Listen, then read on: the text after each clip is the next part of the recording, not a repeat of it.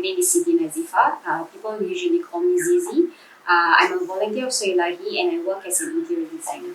My friend, who's a very close friend of mine, he died when he was 5 years ago, so 26 years old he died due to a bike accident. And I think his death really impacted me a lot because it reminded me, it slapped me back into reality because the fact that death waits for no one. It does not need your permission. It just, when it's time for you to go, you just have to go. So at that point of time, I was battling with the whole idea that my friend is really gone because I was just talking to him the previous day. And the fact that he died and watching him in such a condition made me feel like I was losing time. So I was battling with anxiety after his death, actually. And at that point of time, every night I woke up thinking and feeling that I was gonna die. I would like basically sweat profusely every night for months. And I was just like kept thinking that I'm just gonna die, like I'm just gonna die. So at that point of time, it was going to Ramadan. So at that point of time, I thought like, this is my time to do something about it instead of just feeling scared, right? So that's when I decided to change, and it was a good time because it was Ramadan. So that was the time when I slowly. The first time where I actually wanted to, change and wanted to try to pray at the mosque. I At that point of time I didn't have friends who were religious. I came from the music scene background, and all my friends were not practicing. So one day I wanted to go to the mosque and actually pray, but I was so afraid to go in, and I didn't even know where the wudu place for the woman was at. So I was basically like just prancing in front of the mosque, just not knowing how to even go in. And it was like, it took me 30 minutes actually for me to actually text my friend and ask him, how do I get to the wudu place? Where is the wudu place? How do I get into the mosque? I'm not even wearing like proper attire and stuff like that. So I was basically afraid of the judgments. But then after 30 minutes, I just calm myself down and say like, if you want to do it, like, you just have to. It's just what your perception is. You always feel like people are judging you. But if you don't actually make the first move to wanna do something that you know that you need, then you will always be stuck. You will always feel trapped. You will always not be able to do it.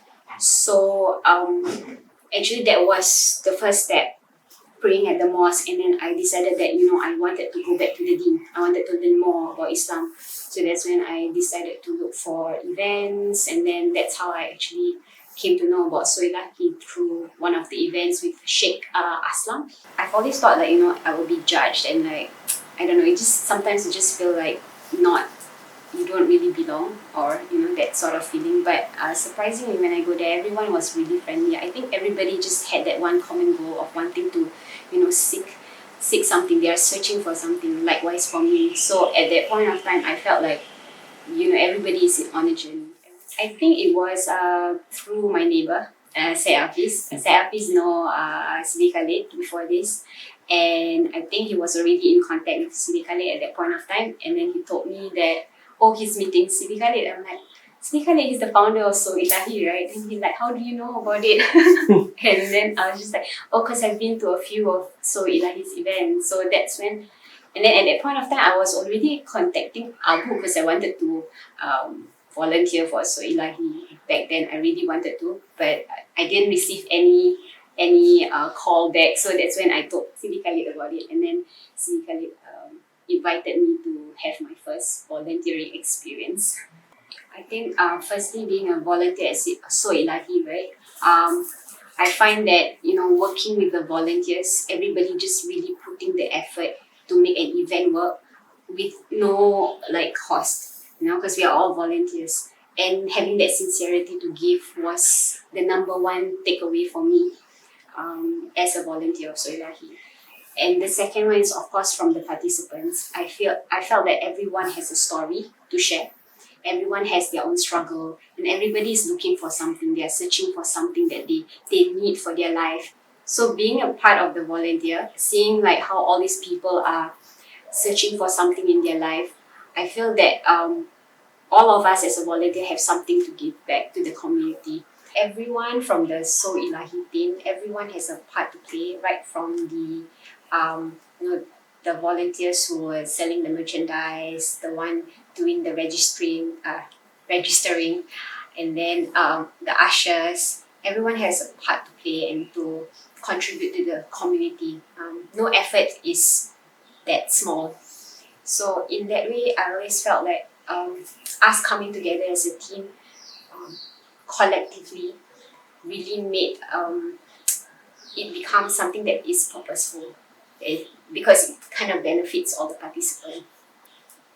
Yes, I would definitely recommend it to them because I think Sout Ilaahi events does not only tap on just the spirituality aspect, but also on the mental aspect. So it kind of helps you give a certain kind of formula on how you can cope with life.